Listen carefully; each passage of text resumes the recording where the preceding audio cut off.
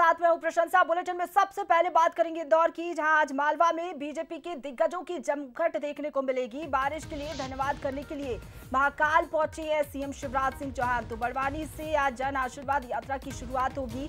एक मंच पर ज्योतिरादित्य सिंधिया और पवैया होंगे। बड़ी बात यह रहेगी, गोवा के सीएम प्रमोद सावंत भी यात्रा में शामिल होंगे। तो कैलाश विजयवर्गीय यात्रा को भव्य बनाने में जुटे हुए मालवा में एक बड़ा संदेश देने की कोशिश में बीजेपी है। देखिए, मालवा काफी ज्यादा महत्वपूर्ण हो जाता है चुनाव के लिहाज से, क्योंकि यहाँ पर 66 विधानसभा सीटें आती हैं और इन सीटों पर अब बीजेपी की नजर है। जाहिर तौर पर सभी दिग्गज एक मंच पर देखे जा रहे हैं। जमघट दिग्गजों का हमें देखने को मिल रहा है और ये संदेश देने की कोशिश की जा रही है कि हम सभी एकजुट होकर चुनावी मैदान में उतरेंगे। तो देखिए, कैलाश विजयवर्गीय यात्रा को भव्य बनाने में जुटे हुए और ये पहले तस्वीर आप देख लीजिए। सीएम शिवराज सिंह चौहान देखिए महाकाल के दर्शन करने के लिए पहुंचे। उनकी पत्नी साधना सिंह भी उनके साथ में मौजूद रही और शिव भक्ति में लीन सीएम शिवराज सिंह चौहान नजर आए।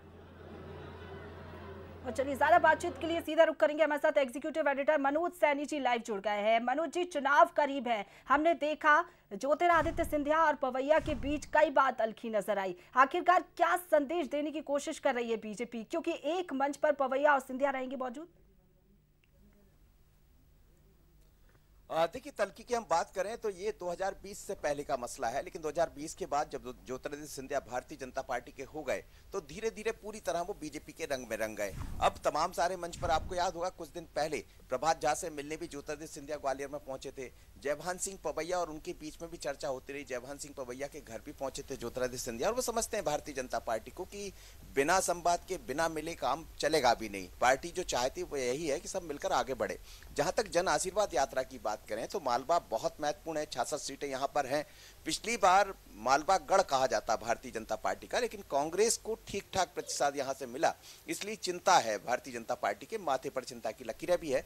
पर बीते एक साल में हम देखें तो काफी चीजें बेहतर हुई है, करने का प्रयास किया बीजेपी की तरफ से। और इसीलिए मालवा में आप देखिए, कल भी हम देख रहे थे कि कैलाश विजयवर्गीय धार में नजर आ रहे थे, खरगोन में नजर आ रहे थे, प्रमोद सावंत आगर पहुंचे थे जो गोवा के मुख्यमंत्री है, ज्योतिरादित्य सिंधिया और बाकी जो नेता है वो ग्वालियर चंबल में दिखाई दे रहे थे। लेकिन जहां तक मालवा की बात करते तो सिंधिया जितना ग्वालियर में अपना वर्चस्व रखते कुछ मालवा में भी रखते, इसीलिए आज ज्योतिरादित्य सिंधिया और जयभान सिंह पवैया तराना और घटिया में दिखाई देने वाले हैं। उससे पहले महाकाल के दर्शन करके महाकाल से आशीर्वाद भी लिया और पानी की जो समस्या थी, जिस पर महाकाल की कृपा भी बरसी और बारिश हम देख रहे हैं पूरे मध्य प्रदेश में अब दिखाई दे रही है, उसका महाकाल का शुक्रिया अदा करने एक तरह से कहा जाए शिवराज सिंह चौहान पहुंचे थे सपरिवार, वो यहां से रवाना हो गए। लेकिन बाकी जो यात्रा है वो विधिवत है। प्रमोद सावंत के साथ कैलाश विजयवर्गीय बड़वानी में दिखाई देने वाले हैं। दूसरी तरफ घटिया तराना विधानसभा की बात करें तो यहाँ ज्योतिरादित्य सिंधिया और जयभान सिंह पवैया एक मंच पर नजर आने वाले हैं। बाकी और तमाम सारे लीडर्स अलग अलग स्थानों पर आज पहुंच रहे हैं। तो मालवा से भारतीय जनता पार्टी ये चाहती कि जो गढ़ है वो वर्चस्व उसका कायम रहे। 2018 में भले कुछ कमियां रही हो, लेकिन जन आशीर्वाद के जरिए जनता का आशीर्वाद भी मिले और महाकाल का आशीर्वाद भी बहुत जरूरी है, क्योंकि यहाँ हिंदुत्व भी खूब चलता है मालवा में, हम देखते हैं जब कभी बात हुई है। और इसीलिए बीजेपी मालवा में कोई कसर नहीं छोड़ना चाहती है। तो आने वाले 2 दिन में मालवा पर ही निशाना है। आज ज्योतिरादित्य सिंधिया और जयभान सिंह पवैया है, कैलाश विजयवर्गीय है, प्रमोद सावंत है। शिवराज जी को भी रहना था, लेकिन अब उनको दिल्ली जाना है, महाकाल के दर्शन करके वो यहाँ से रवाना हो गए हैं। बाकी बड़वानी में कल और भी नेता दिखाई देने वाले। बिल्कुल, दिग्गजों का जमावड़ा जो है हमें देखने को मिल रहा है। पहले हमने देखा ग्वालियर में सिंधिया और सीएम शिवराज सिंह चौहान पहुंचे और अब मालवा निमाड़ पर फोकस है, क्योंकि हमने देखा यहाँ पर कुल सीटें 66 है। बीजेपी को 28 मिली थी, कांग्रेस को 35 मिली। ऐसे में अब बीजेपी यहाँ पर बेहतर प्रदर्शन करना चाहती है। फिलहाल शुक्रिया आपका मनोज जी हमारे साथ जुड़ने के लिए और तमाम जानकारी के लिए।